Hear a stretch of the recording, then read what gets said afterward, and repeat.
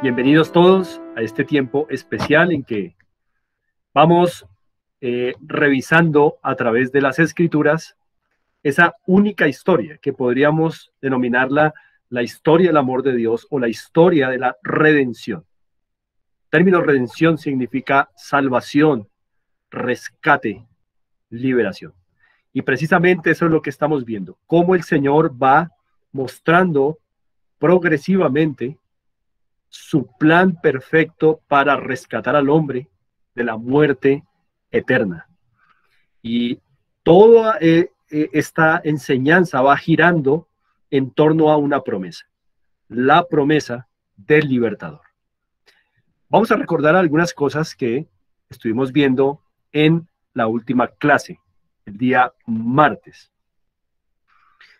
Estuvimos viendo, recordemos, que el pueblo de Israel, es decir, los hijos de Israel, se están aumentando en la tierra de Egipto, ya que llegaron allí por causa de una hambruna en tiempos de José, pero por la buena mano de Dios fueron fortalecidos, fueron colocados en un lugar en el que pudieron tener buen alimento y ser bien cuidados.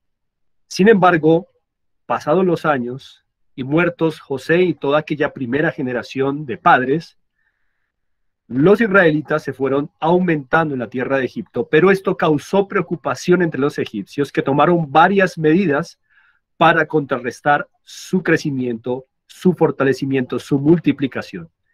Y la primera medida fue la esclavitud, y una esclavitud que cada vez se fue recrudeciendo hasta llegar a medidas extremas como matar a los varones. Bueno, ninguna de estas cosas realmente sirvieron para que el pueblo dejara de crecer y de multiplicarse en la tierra de Egipto. Todo esto porque Dios va a preservar a su pueblo para cumplir la promesa de un libertador venidero, promesa que, recordemos, se hizo desde el mismo huerto del Edén, del mismo hogar de Adán y Eva. Una promesa que se le hizo a ellos, en la cual ellos y todos sus descendientes y la humanidad debía poner confianza en Dios, esperando ese libertador, acercándose a Dios a través de sacrificio y derramamiento de sangre, como hemos estado observando, como provisión divina para salvación del pecador. Inocentes muriendo por pecadores. Muy bien. Ahora, recordemos que esa medida extrema de matar los varones de Israel por parte de los varones egipcios no impide que el pueblo se siga multiplicando, aunque seguramente es causa de mucho dolor para el pueblo de Israel. Eso lo alcanzamos a leer allí en Éxodo capítulo 1, todas esas medidas que tomaron Faraón y los egipcios contra Israel. Pero nada de esto, como les decía, va a funcionar debido a que Dios ha hecho una promesa y la cumplirá. Ni siquiera cuando el Señor envió el diluvio, esta promesa faltó, porque Dios conservó o preservó una familia por medio de la cual la promesa del libertador venidero seguía intacta. Dios es fiel, Dios es bueno y lo que Él promete, lo cumple. Dios es veraz. Ahora, quedamos en un punto importante y es que el pueblo de Israel está esclavizado en Egipto. Recordemos que años antes ya Dios le había advertido a Abraham, en una época en la que él aún no tenía ni un hijo, que su descendencia en un futuro sería esclavizada en tierra ajena, pero Dios los sacaría de allí con mano fuerte y los sacaría prósperos. Bueno, que los sacaría con mano fuerte es algo que realmente vamos a ver hoy, pero en la información que Dios le dio a Abraham, se le prometió o se le profetizó y se le prometió también que ellos saldrían victoriosos, saldrían prosperados. Sin embargo, hasta Éxodo capítulo 1, lo que vemos es un episodio muy triste en la historia del pueblo de Dios, esclavizados y una esclavitud que cada vez más se recrudece.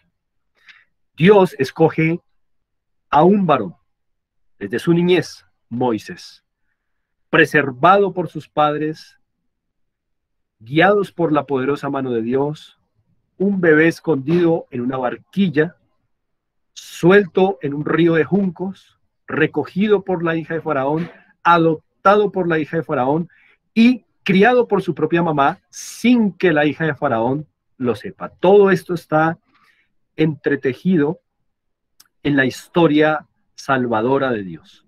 Todo esto tiene que ver con los acontecimientos que el Señor ha decretado que ocurran para que venga el libertador prometido. Bueno, muy bien. Así que tenemos a Moisés escogido por Dios y como yo les decía a ustedes, este Moisés, por un lado, fue criado por su mamá sin que su mamá adoptiva lo supiera, pero por otro lado está siendo criado y está siendo educado en la sabiduría de los egipcios. Está recibiendo entonces una educación israelita y una educación egipcia.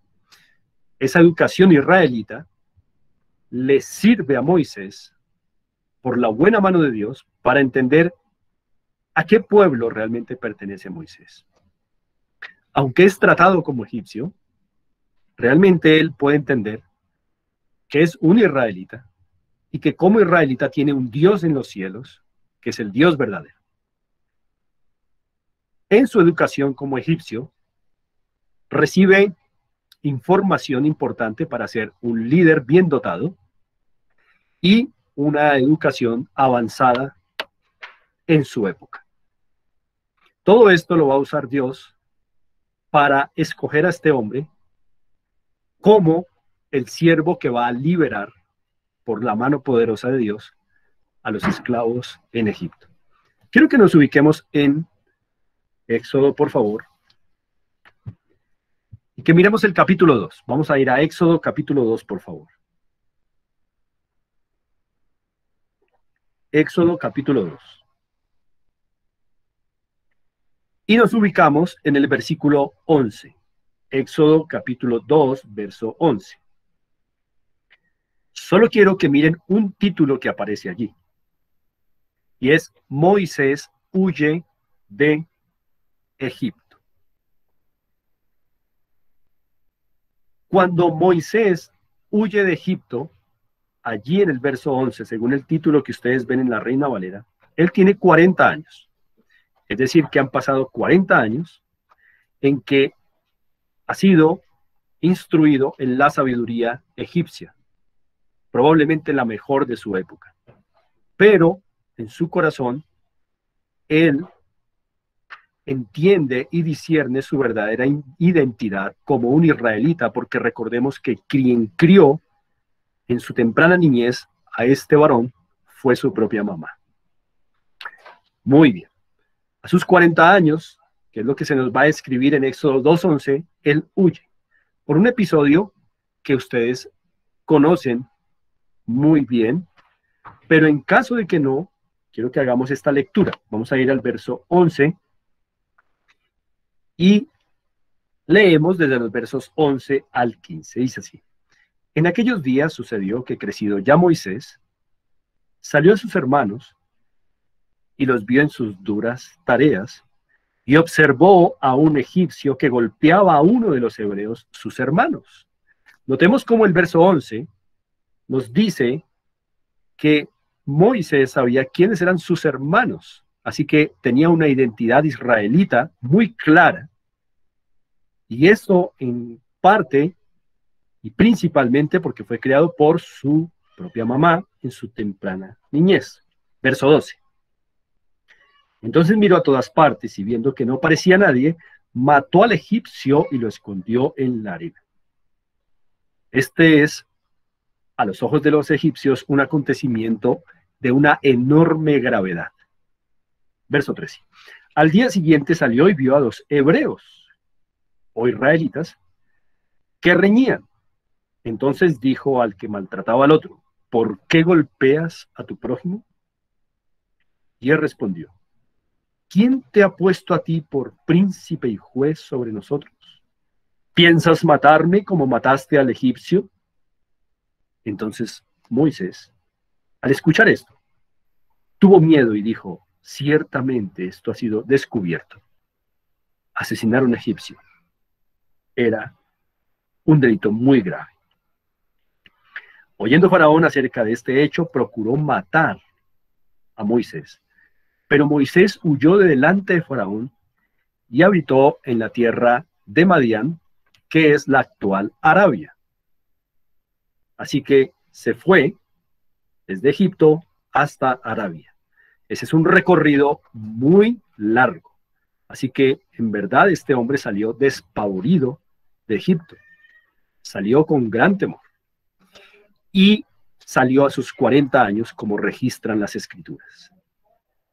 Ahora, fuera de Egipto, pasan otros 40 años antes de que Dios lo llame para liberar a su pueblo Israel. Es decir, que cuando Moisés es llamado a liberar al pueblo de Israel, Moisés tiene 80 años. En un principio, Moisés se negó rotundamente a ser usado por Dios para liberar al pueblo de Israel esclavizado en Egipto. Pero Dios no puede ser burlado y no puede ser resistido cuando su plan está determinado por decreto.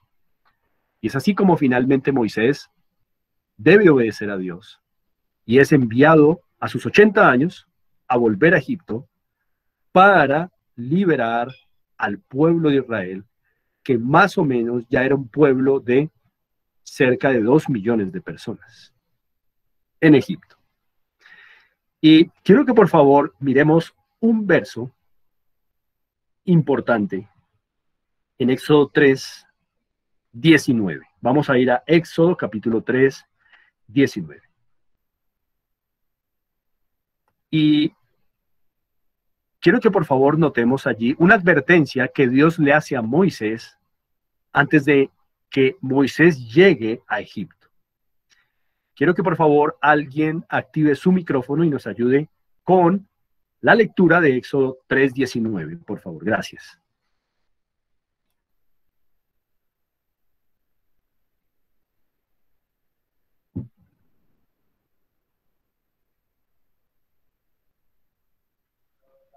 Ok, paz. 3:19, ¿cierto? Correcto. Gracias. Dice, mas yo sé que el rey de Egipto no os dejará ir, sino por mi mano fuerte. Muchas gracias, Richie.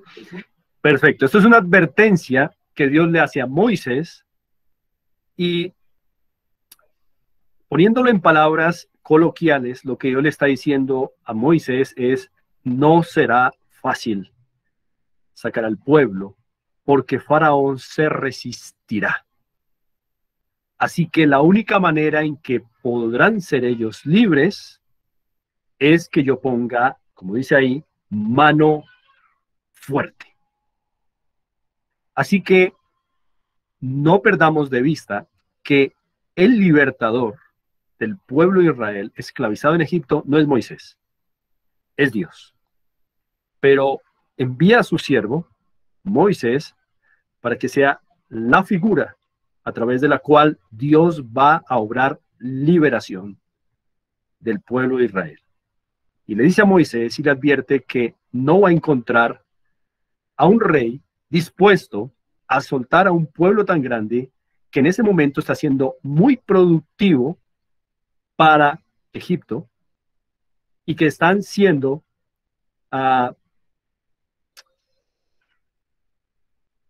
minimizados en su ánimo para que rendidos ante Egipto no vayan a unirse a sus enemigos cuando haya una guerra, es decir, a los enemigos de Egipto cuando haya una guerra. Así que es una mano de obra impresionante en Egipto. Es un pueblo que es fuerte, aunque está minimizado por la esclavitud, una esclavitud cruel, una esclavitud recrudecida, como hemos visto, pero están siendo muy útiles para Faraón. No los va a dejar ir. Y es así como el Señor le advierte a Moisés, vas a llegar a un rey que no querrá liberar al pueblo. No va a ser fácil. La única manera en que podrán ser salvos es que Dios coloque mano fuerte. Es lo que yo quiero que revisemos en esta noche. ¿Qué significa que Dios va a colocar mano fuerte en este rey y en este pueblo egipcio? En este rey, en este faraón y en este pueblo egipcio que está esclavizando a su pueblo Israel. ¿De qué se trata esa mano fuerte? Al ver nosotros esa mano fuerte que Dios va a colocar, nos vamos a dar cuenta de la manera de obrar Dios, redención o liberación para su pueblo. Y vamos a aprender muchas cosas importantes que van a ampliar mucho más esa historia de la salvación, esa historia del amor de Dios que va girando en torno a la promesa que hemos visto. Así que yo quiero que saltemos un poco hacia adelante a Éxodo capítulo 12 para que miremos allí un detalle importante y vamos mirando en qué consistió esa mano fuerte de parte de Dios para liberar a su pueblo a través de Moisés. Éxodo capítulo 12. Me confirman por favor si están allí. Éxodo 12. Sí, señor. Perfecto. Vamos a ubicarnos en el versículo 12. Voy a leerlo a favor de ustedes. Éxodo 12, 12. Allí leemos de la siguiente manera. Pues yo pasaré aquella noche por la tierra de Egipto y heriré a todo primogénito en la tierra de Egipto, así de los hombres como de las bestias. Y quiero que por favor tomen nota de esta última expresión, que la subrayen, así sea en su mente.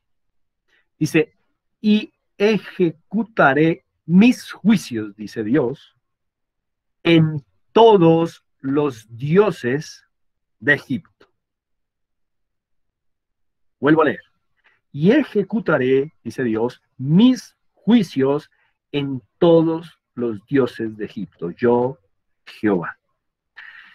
Esta expresión es muy importante y significativa al querer nosotros entender de qué se trata esa mano fuerte que Dios dijo que tenía que aplicar a Faraón y a su pueblo para que su hijo Israel, para que su pueblo fuera liberado.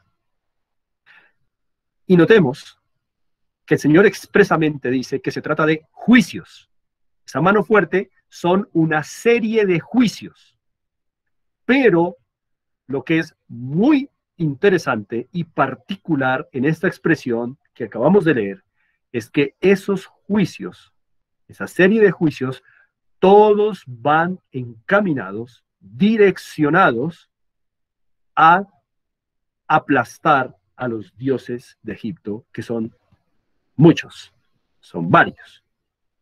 Así que lo que Dios va a hacer es con cada juicio va a humillar y a desbaratar la fe de los egipcios en un dios, en uno de los dioses que ellos tienen. Cada juicio va a ir directo a humillar la fe de los egipcios, a desbaratar la fe de los egipcios en un dios particular.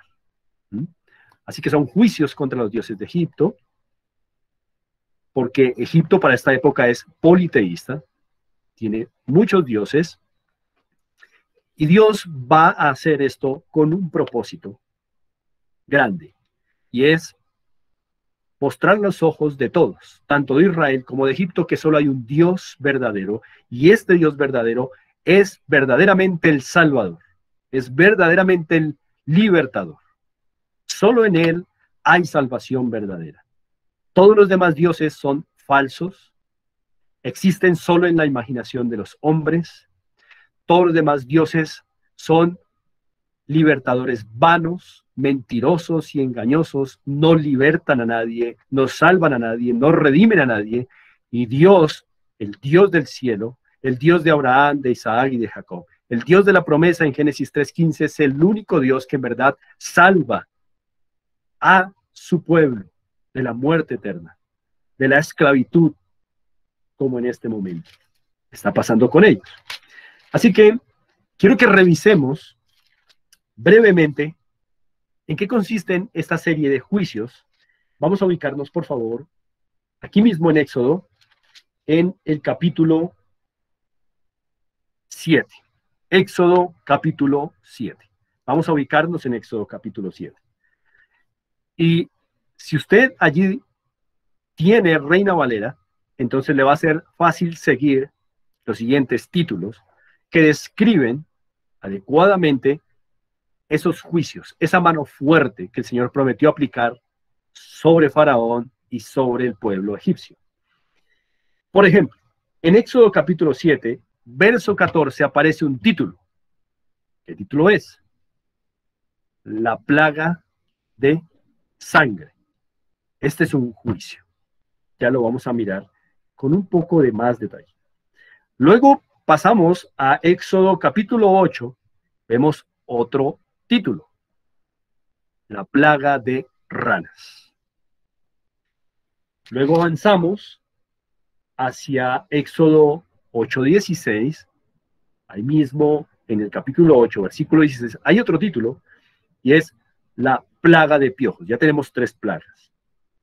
Luego vamos al verso 20, el mismo capítulo, y encontramos una 4ª plaga, la plaga de moscas. Luego vamos al capítulo 9, y encontramos una 5ª plaga, la plaga en el ganado. Luego vamos al verso 8 del capítulo 9, y encontramos la 6ª plaga, la plaga de úlceras. Vamos al verso 13 del mismo capítulo 9 y encontramos la 7ª plaga, la plaga de granizo. Luego vamos al capítulo 10 y vemos la 8ª plaga, plaga de langostas. Luego nos movemos hacia el verso 21 del capítulo 10 y encontramos la 9ª plaga, la plaga de tinieblas. Y hasta aquí tenemos 9 plagas. Son 10 juicios, pero hasta aquí hemos visto 9 plagas. El 10º juicio, en él nos vamos a detener un poco más por la relevancia que tiene en el plan salvador de Dios. Pero hasta aquí hemos visto 9 nombres de los juicios que constituyen esa mano fuerte que Dios dijo que iba a colocar sobre Faraón y sobre Egipto. Estas 9 plagas, recuerden, son 10 juicios, falta una, pero hasta donde vimos estas 9 plagas, dejaron a Egipto sumida en ruina, en una situación de salubridad muy compleja, en hambruna, en crisis económica. Todas esas plagas dejaron a Egipto impactada en todos los ámbitos, ámbito social, económico, el de la salud, salud física, salud mental. Todo esto se puede ver en estos capítulos que recorrimos al leer esos títulos. Realmente fueron mano fuerte de parte de Dios. Cada plaga, recordemos, como vimos en el capítulo 12, va dirigida a avergonzar la fe de los egipcios al ser un juicio contra un Dios en particular. Cada plaga por eso tiene su significado. Así que quiero que por favor estemos atentos a una presentación que voy a mostrar ahora y ustedes me dicen si la están viendo. Me dicen cuando la vean, por favor. Sí, señor, la estamos viendo. Perfecto, muy bien. Gracias. Lo que ustedes ven en esta presentación es lo que acabamos de leer, 9 plagas. Les dije que con esas 9 plagas, Egipto quedó impactada en todos los ámbitos de su vida, en el ámbito social, en el ámbito de la salud mental, en el ámbito de la salud física, en el ámbito económico, financiero, impactada. Esto afectó a todo Egipto, pero dice la Escritura que ninguna de estas plagas tocó a Israel. Es decir, el lugar donde estaba habitando Israel no sufrió el impacto de estas plagas. Solamente los egipcios sufrieron el impacto de todas estas plagas. Pero recordemos que estas plagas son juicios de Dios, la mano fuerte de Dios, frente a la resistencia de Faraón de dejar ir al pueblo de Israel. Y cada plaga va a destrozar la fe de estos egipcios en sus dioses falsos. Así que quiero que miremos la primera plaga, que es la de sangre.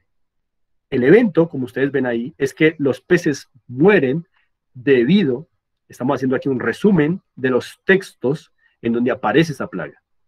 Los peces mueren debido a que no hay oxígeno ahora y la gente ahora no tiene agua. Consideremos esto en un lugar tan caluroso como es Egipto, allí en África. Pero interesantemente, los egipcios adoraban a un dios llamado el dios Hapi, que era el dios toro del Nilo, y a la diosa del Nilo llamada Isis. La pregunta es, ¿dónde están Hapi e Isis en una crisis como esta? En un juicio tan severo como este contra la fuente de su agua. No están por ningún lado estos dioses. Y así Dios sistemáticamente va destrozando la fe de los egipcios y fortaleciendo la fe de su pueblo, que por años han permanecido bajo la esclavitud cruenta aquí en Egipto. La segunda plaga se trata de ranas. Ranas cubren la tierra. Pero interesantemente ellos han adorado a una diosa con cabeza de sapo llamada Heget. Ahora odian las ranas, aunque adoran a una rana. Y esto es interesante porque entonces Dios ha escogido sistemáticamente el juicio para avergonzar a un Dios en particular, a un Dios falso en particular, quebrantando así y avergonzando así la fe de los egipcios. Tercera plaga, piojos. El polvo se convierte en piojos. Y pensemos cuánto polvo puede haber en un lugar como Egipto. Todo el que se quiera. Así que esta fue una plaga terrible, sumada a las otras dos. Y todo esto está dejando graves problemas de salubridad y economía. Pero interesantemente, ellos tienen un dios, o tenían un dios llamado Set, que es el dios del desierto. Ahora, ¿dónde está el dios del desierto? Que ahora ese polvo del desierto se está convirtiendo en piojos. ¿Dónde está Set? ¿Dónde está esa divinidad frente a la cual ellos muchas veces se arrodillaron y clamaron? No hay tal Dios. Es un Dios falso. Es un Dios absurdo, engañoso, mentiroso. Es algo de la imaginación de los hombres. Solo el Dios vivo y verdadero, el creador omnipotente de todo cuanto existe, el creador del ser humano, el creador tuyo, el creador mío, es el Dios verdadero. El único que puede salvar, el único que puede redimir y el único que dice la verdad acerca de quiénes somos nosotros. Pecadores, que moriremos eternamente, pero pecadores que tenemos frente a nosotros también una promesa de redención, provisión de Dios para ser salvados. Pero aquí están estos egipcios confiando en sus dioses y no aparecen por ningún lado. Noten cómo Dios está escogiendo sistemáticamente cada juicio para juzgar a un Dios falso, demostrar su falsedad, su inexistencia y quebrantar la fe de estos egipcios. Cuarta plaga, moscas, tan desagradables como son. A veces cuando estamos en nuestra sala o cuando estamos almorzando, en nuestras visitas, una sola mosca grande nos amarga un rato. Ahora, ¿cómo será en una plaga? Moscas cubren la tierra. Lo llamativo es que ellos adoraban a un dios en forma de insecto. Un dios que a veces se conoce como Re, otras veces como Huachit. Y ahora aborrecen las moscas y claman a Moisés que interceda para que quite esas moscas. A esta gente no le tuvo que quedar ganas de arrodillarse frente a su dios Re o Huachit, un dios en forma de insecto. Noten cómo la fe entonces de los egipcios va quedando quebrantada y Dios va poniendo mano dura y va dejando al descubierto toda la falsedad y el engaño de este pueblo, pero va fortaleciendo la fe de aquellos a quienes vino a liberar, su pueblo, su escogido. Ganado es la quinta plaga, en el sentido de que Dios envía enfermedad al ganado egipcio, porque no tocó el ganado israelita, como dicen las escrituras. Aquí estamos haciendo un resumen, pero ustedes ven que hay unos versículos donde pueden encontrar esta información más ampliada. El ganado muere.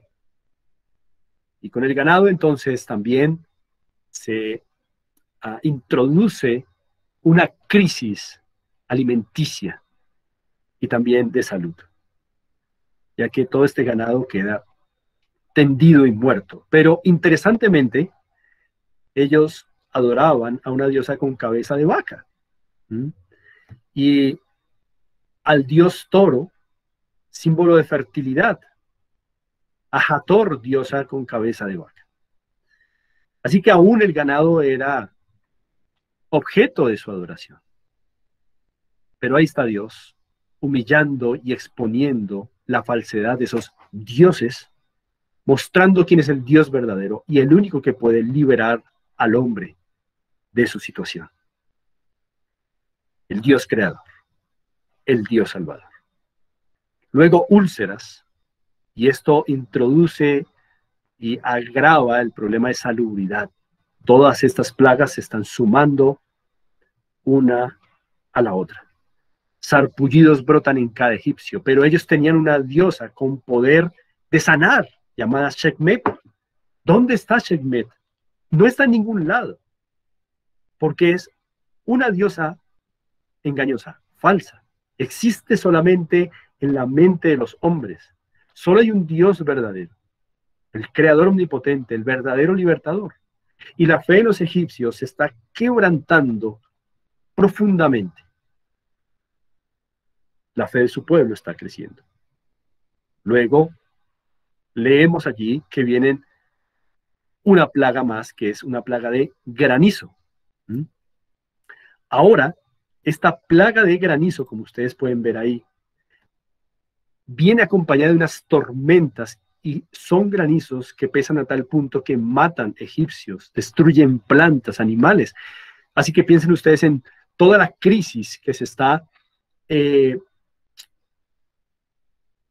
configurando en una nación tan poderosa en su momento, cabeza de naciones, un imperio como el imperio egipcio.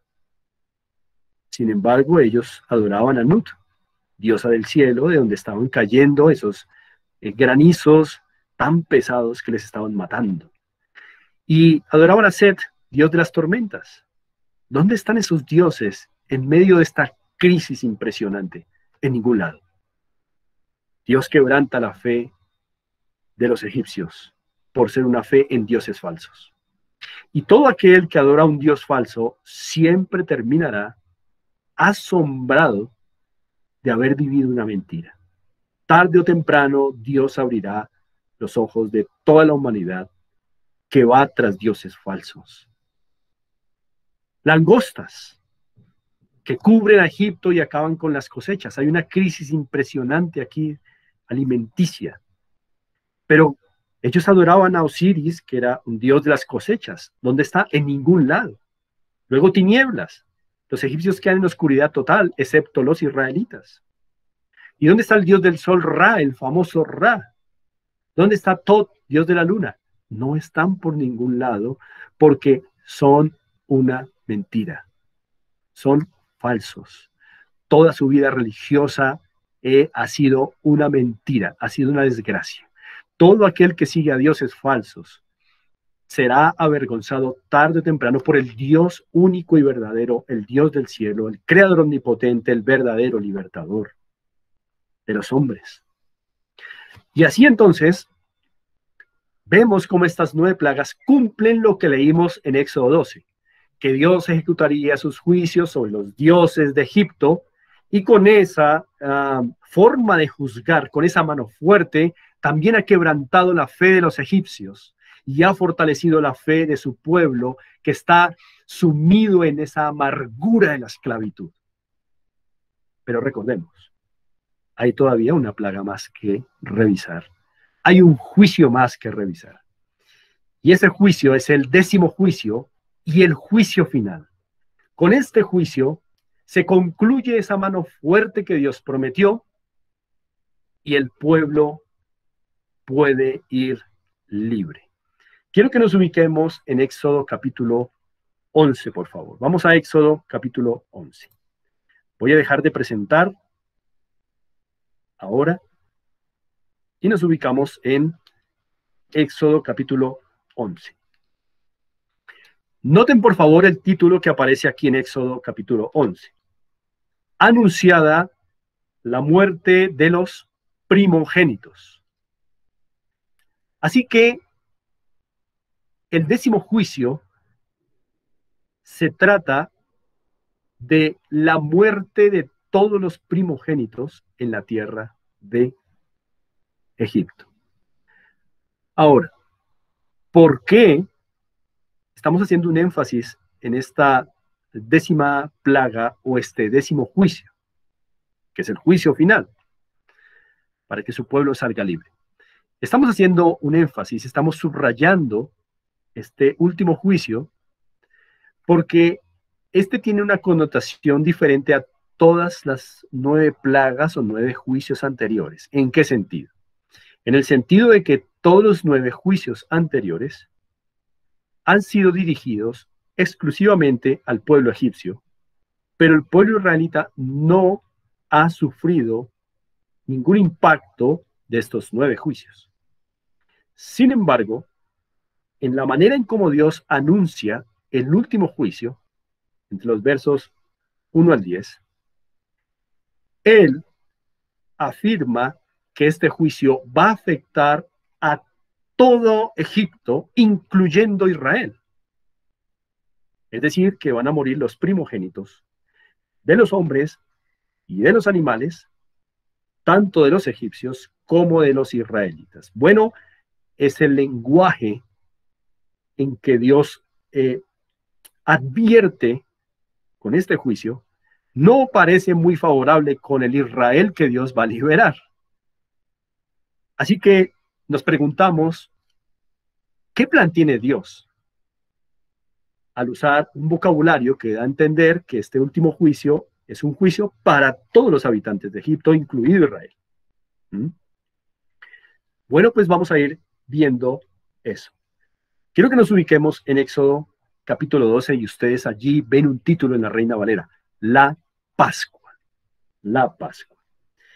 Y en este capítulo, en medio del anuncio del último juicio, Dios va a comenzar a dar una serie de instrucciones que en principio nos parecen extrañas. Recordemos, vamos a leer el capítulo 12 de Éxodo, titulado La Pascua, en el que Dios va a dar una serie de instrucciones en medio de su advertencia del último juicio, que probablemente es un juicio que va dirigido a todos, incluido Israel, en Egipto. Así que en medio del anuncio de este juicio terrible, muerte de primogénitos humanos y muerte de los primogénitos animales, Dios empieza a dar unas instrucciones, pero unas instrucciones que van dirigidas solamente a su pueblo Israel. Vamos a mirarlas. Leamos, verso 1 del capítulo 12 de Éxodo, dice así. Habló Jehová a Moisés y a Aarón en la tierra de Egipto, diciendo, este mes os será principio de los meses. Para vosotros, este será el primero en los meses del año. Tal vez este versículo, leído superficialmente, no nos diga gran cosa, pero realmente es un versículo muy significativo, este verso 2. Porque lo que Dios está diciendo es que va a pasar algo tan contundente a los ojos del pueblo de Israel, que allí van a comenzar a contar su calendario. Su historia formalmente va a empezar a ser contada. a partir de lo que va a suceder en este momento. En el contexto del 10º juicio. Versículo 3. Sigue Dios dando instrucciones. Habla a toda la congregación de Israel, diciendo, noten que no es instrucciones para todo Egipto, sino es instrucciones para solamente Israel, aunque el juicio es para todos. La instrucción es esta. En el 10 de este mes, tómese cada uno un cordero, según las familias de los padres, un cordero por familia. Muy bien, continuamos. Verso 4. Mas si la familia fuere tan pequeña que no baste para comer el cordero, entonces él y su vecino inmediato a su casa tomarán uno según el número de las personas. Conforme al comer de cada hombre haréis la cuenta sobre el cordero. Así que cada familia debía coger un cordero. Y ya sabemos por el versículo 4 que este cordero era para hacer comida. De tal manera que si una familia es pequeña y no pueden comerse todo un cordero, entonces deben unirse con la familia vecina, pero el todo es que el cordero sea consumido completamente. Bueno, en medio del 10º juicio, en medio de una advertencia de muerte de los primogénitos, de los hombres y los animales, estas instrucciones nos parecen un poco extrañas. Una comida en medio de un juicio. Sigamos leyendo. Versículo 5. El animal, es decir, este cordero, será sin defecto, es decir, perfecto, macho de 1 año, y lo tomaréis de las ovejas o de las cabras. Verso 6.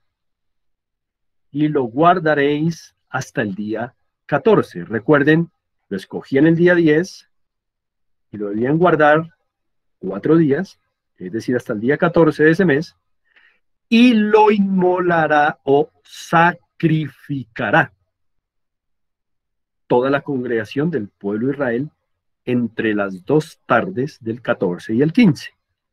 Es decir, desde el 14 y hasta el 15 era el tiempo de ofrecer este sacrificio en todas las casas.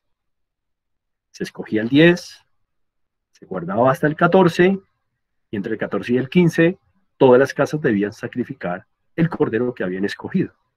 Probablemente estos 4 días, como nos ilustra la historia, eran para verificar la perfección absoluta de este cordero que debían escoger, que debían sacrificar entre la tarde del 14 y el 15, y el cual también debían consumir, comer. Bueno, todas estas instrucciones, ¿qué sentido tienen en medio de este último juicio? Verso 7. Dice, y tomarán de la sangre y la pondrán en los 2 postes y en el dintel de las casas en que lo han de comer. Las instrucciones avanzan y se hacen más específicas cada vez. Y ahora, la sangre del cordero tiene aquí un propósito, y es ser untada en los postes y en el dintel. Voy a mostrar una imagen que espero ayude un poco a entender esta imagen. Noten ustedes ahí cómo pudo haber sido la situación de escoger ese cordero, y la sangre debía ser untada en los postes y en el dintel del marco de sus entradas. ¿Pudieron ver bien la imagen? Sí, señor. Perfecto. Sí, señor. Muy bien. Perfecto. ¿Qué sentido tienen todas estas instrucciones en medio del 10º juicio de muerte de los primogénitos? Bueno, ahora sabemos que tenía que ser un cordero perfecto, que todas las familias debían estar en el día 14, entre el 14 y el 15, sacrificando este cordero, untando la sangre en la entrada de las casas. ¿Qué sentido tiene todo esto? Miremos ahora sí el verso 12 del mismo capítulo 12. Dice así: pues yo pasaré aquella noche por la tierra de Egipto y heriré. Noten que es Dios juzgando. Es el juicio décimo. Heriré a todo primogénito en la tierra de Egipto, en todos, así de los hombres como de las bestias o los animales. Y ejecutaré mis juicios en todos los dioses de Egipto. Magnífico esto. Por supuesto que la muerte jamás va a ser algo de lo cual nos enorgullezcamos y nos alegremos. Lo que es magnífico es que Dios está llevando a cabo su plan de salvación al advertir que Él es el Dios de juicio. Así como es el Dios de misericordia y que provee salvación, es el Dios de juicio. Y este Dios de juicio iba a pasar matando a todos los primogénitos. Pero miren lo que dice el verso 13. Y la sangre. ¿Cuál sangre? La sangre que habían untado en los postes y el dintel. Y la sangre os será por señal en las casas donde vosotros estéis. Así que la sangre cumplía la función de una señal. Una señal es un símbolo visible con un gran significado. Eso es una señal. Un símbolo visible con un gran significado. ¿Cuál será ese significado? Volvemos a leer el verso 13. Y la sangre os será por señal en las casas donde vosotros estéis. Y veré la sangre y pasaré de vosotros. Y no habrá en vosotros plaga de mortandad cuando oí la tierra de Egipto. Noten que entonces el juicio incluía a Israel, pero lo que vemos es que Dios dio a Israel la oportunidad de ser salvos de la muerte en medio de este juicio terrible. Así que, aunque el juicio es para todos, y todos lo merecen por igual, tanto egipcios como israelitas, porque tanto egipcios como israelitas, como descendientes de Adán, han nacido pecadores, todos merecen el juicio de Dios. Pero Dios da solo a su pueblo, en su misericordia, provisión para ser salvos. Un cordero cuya sangre derramada sea una señal en las entradas, y que ellos estén adentro cuando Dios pase juzgando. Y allí donde Dios ve la sangre, ya ve un muerto y no va a matar al primogénito, porque ya ve que hay un inocente que murió. Ya ve a un inocente y perfecto sacrificado, porque recuerden que este animal debía ser escogido perfecto y probablemente 4 días duraba la inspección de su perfección. Así que Dios dijo en el versículo 13, y veré la sangre. Mírenlo ahí en el verso 13, veré la sangre. Esto es supremamente importante en la comprensión de la redención. ¿Por qué? Porque Dios no está diciendo que Él va a pasar casa por casa de los egipcios y que va a ver qué tipo de personas son las que están adentro. Si son personas buenas, si son buenos vecinos, si se han portado bien, si no han adorado dioses falsos. No, Dios no dice que va a haber eso. Dios lo único que quiere ver es sangre derramada y puesta como señal significativa en los postes y el dintel de sus casas. Reitero, Dios no dice, veré quién está dentro, porque no importa si el israelita que está dentro es buena gente o es mala gente. Todos son pecadores y todos merecen morir. Así que Dios no acepta a ningún israelita sobre la base de sus propios méritos o bondad, porque no hay tal cosa. Todos son pecadores y cada israelita merece morir, pero el israelita es pueblo de Dios. Y a ellos, y solamente a ellos, Dios dio provisión para no matarlos. Y es matar corderos, inocente, perfecto, a favor de ellos. Recordemos, el Señor dijo, y veré la sangre. Lo único que Dios quiere ver para salvar al pecador es que este pecador muera en un inocente para poder ser salvo. Dios no contempla si aquel personaje es buen vecino, es buena persona, o ha sido pésimo vecino, ha sido tramposo, mentiroso, idólatra, lo que sea. No, todos igualmente son pecadores y merecen morir. Lo único que Dios quiere ver es que a esos pecadores que están adentro, alguien los represente en el juicio. Un perfecto, un inocente. Por eso Dios dice allí en el verso 13, y veré la sangre. No quiere ver nada más. No quiere ver quién está allá adentro. Solo quiere ver la sangre. Y solo las casas en donde Dios vea sangre hay salvación, por cuanto ya un inocente murió por los que están adentro, que son pecadores sin excepción. Pero allí donde no hay sangre, no hay salvación. Así que todo esto tiene que ver con lo mismo, es la misma historia. El hombre no puede salvarse a sí mismo.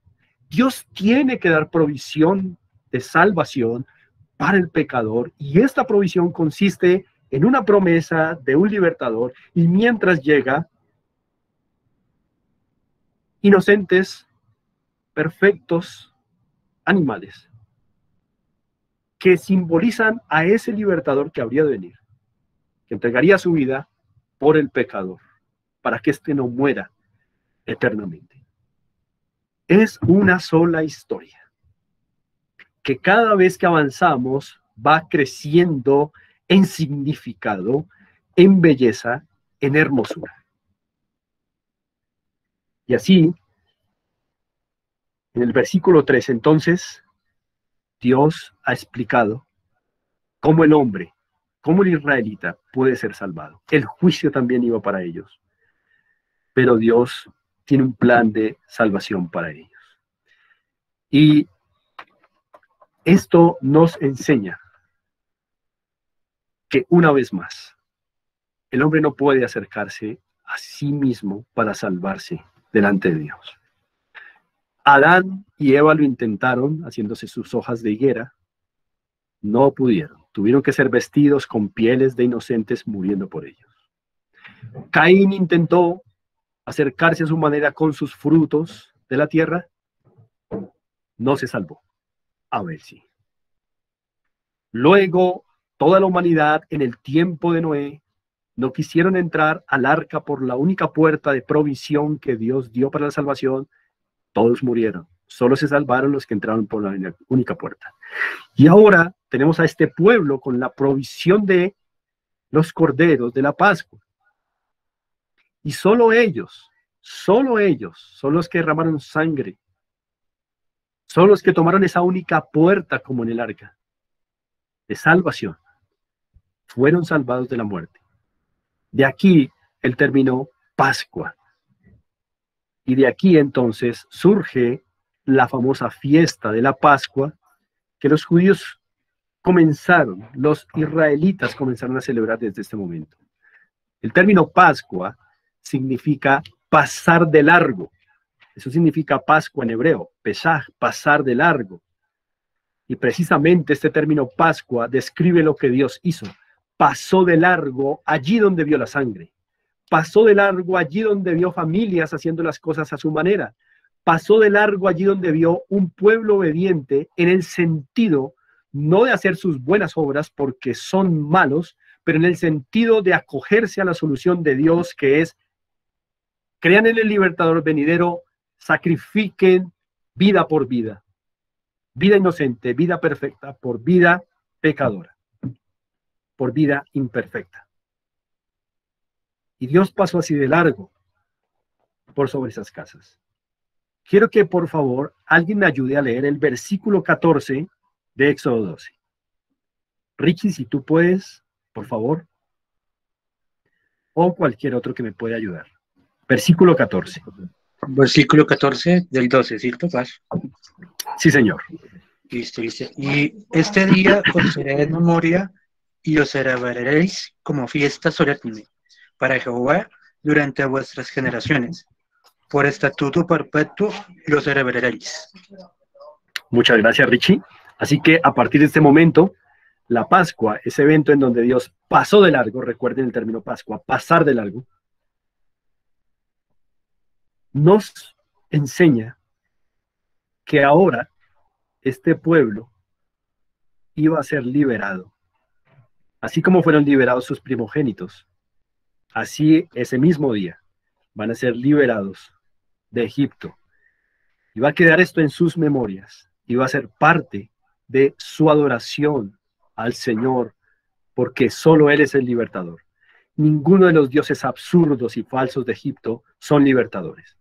Ninguno de los dioses de los que tal vez tú y yo hemos escuchado son libertadores. Solo el Dios de las Escrituras es el único Dios que en verdad puede salvar al hombre de la esclavitud, al pecado, de la muerte eterna, como vemos también que está mostrándose aquí con su pueblo Israel.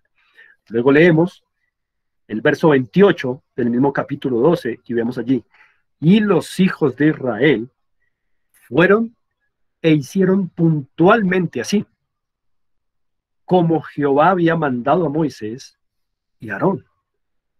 Así entonces, todo Israel fue salvo ese día, porque todos hicieron puntualmente como Dios ordenó, escogiendo el cordero perfecto en el día 10, sacrificándolo entre la tarde del 14 y el 15, consumiendo su carne, pero su sangre poniéndola como señal, que es lo que Dios quería ver.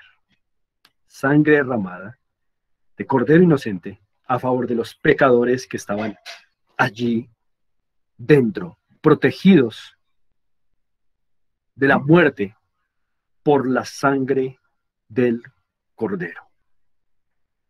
Y así entonces, una vez más, afirmamos varias cosas importantes. Una, el hombre no se puede salvar a sí mismo. No lo pudo hacer Adán y Eva cuando hicieron sus vestiduras, no lo pudo hacer Caín con sus propias frutas, no lo pudo hacer la humanidad al tiempo de Noé, burlándose y no entrando al arca de salvación, y no lo pudieron hacer los egipcios frente a esta provisión que Dios solamente dio a su pueblo: sangre del cordero. Y recordemos las provisiones de Dios desde el principio: pieles de inocentes para Adán y Eva, corderos para Caín y Abel, un arca con una sola puerta de salvación en tiempo de Noé, y ahora nuevamente corderos, cuya sangre es derramada para la salvación del pecador. Esto tiene que hacernos hoy reflexionar profundamente. ¿De qué lado estamos? ¿Estamos del lado de Caín, acercándonos a Dios a nuestra propia manera, tratando de ganar puntos con Dios como a mí se me ocurre? ¿Estamos del lado de la gente del tiempo de Noé que quedó por fuera del arca de salvación? ¿Estamos por la misma línea de los egipcios que adoraban dioses falsos toda su vida hasta que un día quedaron arruinados? ¿O estamos por la línea de Adán y Eva vestidos de pieles de cordero? Estamos por la línea de Abel ofreciendo un cordero. Estamos por la línea de Noé y su familia entrando por la única puerta que Dios ordenó. Estamos por la línea del pueblo de Israel acudiendo al único que puede salvarlos a través de un perfecto como provisión que entregue su vida por el pecador. La humanidad está o en un lado o en otro, o en el lado de Caín o en el lado de Abel. No hay un tercer grupo. Así que espero de todo corazón que todas estas lecciones nos están llevando a una mayor comprensión del plan salvador de Dios sobre este eje único que es la promesa de redención. Bueno, hemos pasado una hora de clase. Vamos a dejar aquí. Ha sido un gusto, un placer estar con ustedes, y Dios mediante, si nos da la vida, continuamos la próxima semana, el día martes a las 7:30 de la noche. Mucho ánimo, a seguir aprendiendo. Descansen.